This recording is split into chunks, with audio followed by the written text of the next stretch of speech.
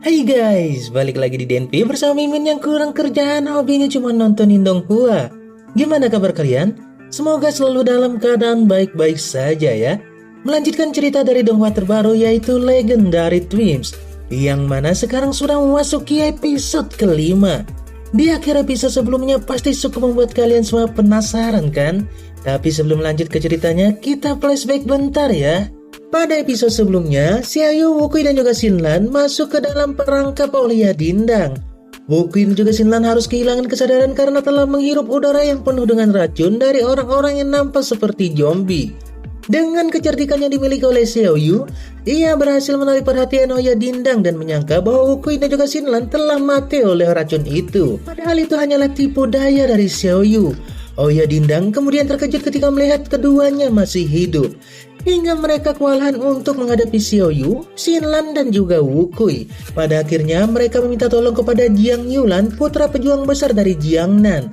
Dan di akhir cerita kita melihat bahwa Jiang Yulan muncul dari kobaran api dan mengarahkan pedangnya tepat ke arah Xiaoyu.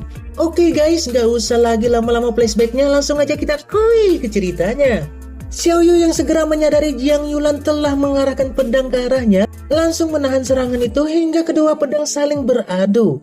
Melihat api yang semakin membesar dan melahap tiang-tiang bangunan itu, Xiaoyu langsung mengambil cara untuk menghindari bahaya itu terlebih dahulu. Ia mengarahkan telapak tangannya ke arah Jiang Yulan, hingga telapak tangan keduanya menyatu dan dengan cepat Xiaoyu menggunakan teknik penyusutan tulang. Jiang Yulan pun nampak terkejut dengan teknik yang digunakan oleh Xiaoyu. Di sisi lain, Xinlan dan juga Wukui tengah berupaya melawan Oya Dindang dan juga saudaranya itu. Terlihat Xinlan dan juga Wukui nampak kesulitan menghadapi dua kekuatan yang bersatu. Xiaoyu yang ingin membantu Xinlan dan juga Wukui langsung berhenti oleh kehadiran Jiang Yulan yang langsung mencegatnya. Kemudian terlihat Xiaoyu, Wukui dan juga Xinlan mundur beberapa langkah oleh serangan kombinasi dari Oya Dindang, Oya Wukui dan juga Jiang Yulan. Mereka nampak tengah memikirkan cara untuk mengalahkannya, sebab mereka merasakan kekuatan itu nampak sangat kuat, bahkan kebal dengan pedang dan senjata apapun. Xinlan mengatakan bahwa di balik semua kelebihan yang mereka tunjukkan pasti ada celah kelemahannya. Ketika mereka tengah berdiskusi, tiba-tiba Oya Dindang kembali menyerang. Namun dengan cepat serangan itu ditahan oleh Wukui dengan teknik hujan es. Wukui membekukan Oya Dindang dan juga Oya Wukui. Tiba-tiba sebuah serangan tepat menuju ke arah Wukui. Dengan cepat Xiaoyu langsung menebas serangan itu dan mencoba melindungi Wukui. Serangan itu ternyata berasal dari Jiang Yulan. Xinlan kemudian langsung menyerang Jiang Yulan diikuti oleh Xiaoyu. Di sisi mereka, Oya Dindang telah berhasil melepaskan diri dari kekuatan es Wukui. Mereka langsung menyerang Wukui dengan serangan kombinasi kedua. Wukui langsung mengelilingi keduanya dengan cepat, seperti badai angin. Akan tetapi pedang Wukui langsung tertangkap oleh Oya Dindang. Sementara itu, Ouyang Wukui berusaha menyerang Wukui dengan tinjunya. Namun serangan itu langsung ditahan oleh tangan lain Wukui dan dialihkan ke arah Oya Dindang, hingga keduanya terpental jauh. Selang beberapa waktu, muncul serangan dari Jiang Yulan ke arah Xiaoyu. Xiaoyu langsung terlempar jauh ke arah Wukui. Namun bukannya berusaha menolong, Wukui malah menghindari dan membuat bokongnya Xiaoyu langsung jatuh tepat mengenai tanah. Terlihat Ratu Aja jengkel di antara keduanya. Melihat hal itu, Xinlan langsung melerai keduanya. Kemudian Oya Dindang menyatukan kekuatan mereka bersama juga dengan Jiang Yulan. Mereka membuat kekuatan yang sangat besar. Seperti angin yang sangat kencang, Xinlan, Xiaoyu, dan juga Wukui tidak mampu menahan serangan itu dan langsung mundur beberapa langkah hingga menembus sebuah rumah kayu. Ketika Wukui dan Xinlan ingin kembali menyerang, Xiaoyu meminta mereka untuk mendengarkannya terlebih dahulu. Ia mengatakan bahwa jika tidak bisa mengalahkan mereka secara kelompok, maka kalahkan mereka satu persatu. Dan salah seorangnya harus mengalihkan perhatian raja. Mereka saling menatap dan Xin pun kemudian memperhatikan Oya Dindang dan juga kelompoknya tengah menunggu mereka. Sembari menawarkan diri, Jiang Yulan kemudian menawarkan agar mereka bergabung dengan mereka dan menjadikan Jiang Yulan tuan penyelamat bagi mereka. Akan tetapi serangan itu nampaknya langsung ditolak mentah-mentah dengan sebuah lemparan yang tepat mengenai wajah Ouyang Wukui.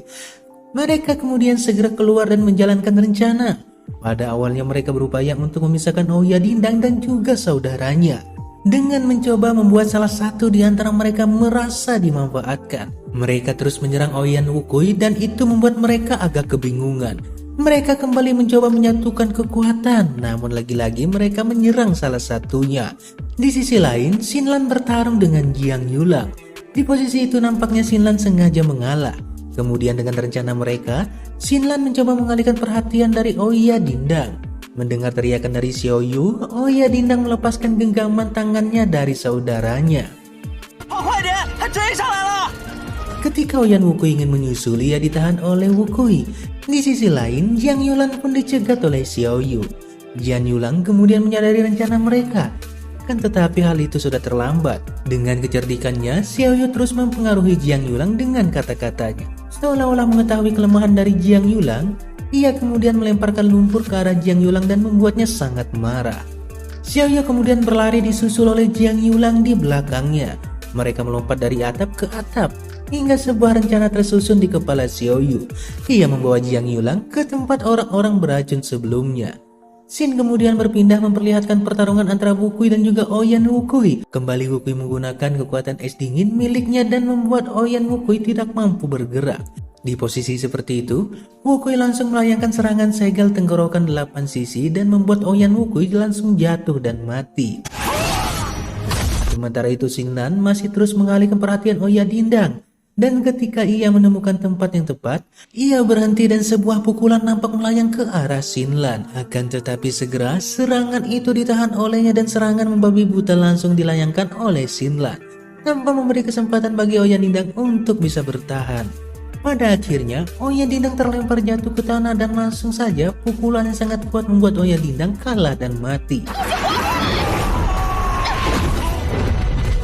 Di sisi lain, tepatnya di desa yang penuh dengan mayat hidup beracun, Xiaoyu dan juga Jian Yulang tengah bertarung.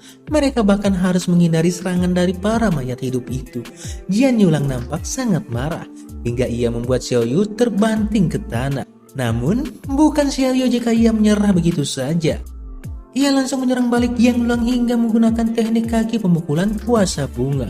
Dan hal itu membuat Jian Yulang sampai mengeluarkan darah dari mulutnya.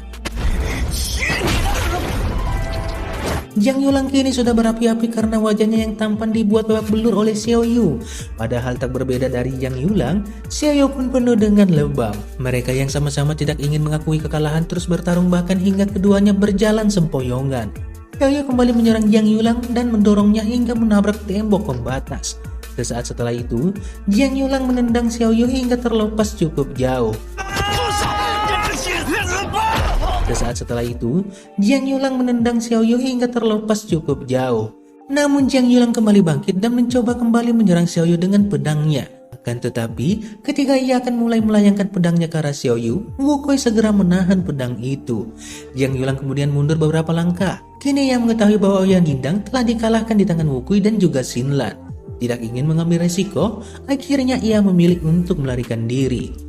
Xiaoyu ingin mengejarnya, akan tetapi ia langsung lemas dan dibantu oleh Wukui. Ia bertanya kepada Wukui dan Xinlan, memastikan apakah mereka berhasil mengalahkan Oya Dindang dan saudaranya itu. Mereka pun menjawab dengan jawaban yang cukup membuat Xiaoyu merasa puas dengan hal itu. Ia pun langsung melepaskan tangannya dari bahu Wukui dan berjalan seolah rasa sakitnya telah sembuh. Xin kemudian berpindah, memperlihatkan suasana pagi di sebuah kamar. Xiaoyu nampak melemaskan tubuhnya. Kemudian ia melihat makanan di meja dan langsung memakannya. Xiaoyu melangkah keluar, tepat di mana Wukui dan juga Xinlan tengah memperhatikan orang-orang yang akhirnya telah menemukan kebebasannya. Pada awalnya, Xinlan nampak terkejut dengan kondisi Xiaoyu yang nampaknya sudah baik-baik saja. Ia merasa penyembuhannya terlalu cepat. Namun Xiaoyu mengatakan ia hidup dengan dipukuli, jadi ia sudah terbiasa dengan hal itu. Orang-orang yang pada awalnya sepertinya tidak punya kendali atas dirinya, kini menikmati emas-emas hasil usaha mereka untuk diri mereka sendiri. Meski begitu, bagi Xiaoyu mati demi kekayaan adalah cara mati yang sangat bodoh. Dan bukanlah ide yang baik untuk hidup seperti itu hanya dengan beberapa emas. Ia juga mengatakan bahwa orang baik terlalu mudah untuk disakiti. Di sisi lain, Xinlan kemudian bertanya apakah itu adalah tujuan membunuh Oya Dindang. Xiaoyu menjawab dengan bangga bahwa ia akan mengalahkan 10 penjahat dan menjadi penjahat nomor 1 di dunia. Wukui segera menyambunginya, mengatakan bahwa hal itu membosankan dan ide yang sangat buruk sekali. Akhirnya Wukui dan juga Xiaoyu kembali berdebat. Dan lagi-lagi Xinlan menjadi penengah di antara keduanya. Ia bahkan sempat memperhatikan keduanya dan mengatakan bahwa nampaknya wajah mereka agak mirip. Sekejap mereka saling menatap dan sedikit tersentak. Akan tetapi saat setelah itu mereka saling bersikap acuh dan tidak terima dengan yang dikatakan Xinlan. Keduanya langsung memalingkan muka mereka dan Xiaoyu mengatakan bahwa ia lebih tampan. Mereka semua kemudian melangkah keluar dari desa itu. Di tengah-tengah langkah itu, Xinlan bertanya kepada Wukui mengenai penjahat selanjutnya yang ingin ia temui. Xiaoyu yang mendengar nama yang diucapkan oleh Wukui agak tersentak, di mana yang ia ucapkan adalah Xian Yuan Sangguan. Ketika Wukui berpamitan kepada keduanya, Xiaoyu kemudian bertanya, mengapa Xinlan berusaha keras mendapatkan kembali donsi itu bahkan sampai membunuh Oya Dindang? Apakah itu adalah sesuatu yang sangat penting baginya? Xinlan menjawab dengan agak terkaca-kaca. Dia mengatakan bahwa itu adalah peninggalan ayahnya. Dia kembali mengatakan bahwa itu adalah milik teman ayahnya, Yan Nantian. Dengan tidak sopan, Xiaoyu kemudian bertanya apakah Yan Nantian adalah penjahat. Xinlan yang mendengarnya langsung merasa kesal. Xinlan kemudian menjelaskan siapa itu Yan Nantian. Ia adalah ahli pedang nomor 1 di dunia. Itu adalah jarum dewa laut perahu Linsen. Semua orang jahat tidak berani membuat masalah dengannya. Ia juga berkultivasi dengan cepat. Dikatakan bahwa dongsi yang dia pegang bukanlah harta karun melainkan sebuah buku yang berisi teknik kungfu milik Yan Nantian. Xiaoyu agak penasaran dan bertanya bagaimana Yan Nantian mati, padahal dia sangat kuat. Xinlan mengatakan bahwa Lian Qianpeng, tuan muda yang sangat kuat, bersekutu dengan 10 penjahat dan membunuh Yan Nantian. Segera setelah itu, Xiaoyu langsung merasa tertarik dengan sosok Jianpeng itu. Ingatannya berputar pada 10 tahun yang lalu, di mana ia masih kecil dan Paman Li memberitahu nama ayahnya yang persis dengan yang disebutkan oleh Xinlan. Sementara itu, Wukui langsung mengatakan bahwa cerita dari Xinlan memang tidak sesuai dengan apa yang dikatakan oleh gurunya. Akan tetapi, untuk memastikannya, ia pun akan ikut perjalanan Xinlan dalam menemukan ayahnya. Sementara Xiaoyu memilih untuk tidak bergabung dan mencari jalannya sendiri. Mereka kemudian memulai kembali perjalanannya, di mana Xinlan kini berjalan dengan Wukui, sedangkan Xiaoyu berjalan sendiri dengan semua rasa ketertarikannya dan semangatnya untuk menemukan penjahat lainnya. Kemudian, film pun bersambung. Nah, gimana menurut kalian guys episode kali ini? Penasaran dengan kelanjutannya? Woi, subscribe channel ini biar kalian tahu updatean terbarunya. Oke guys, Mimin pamit undur diri dulu dan bye-bye.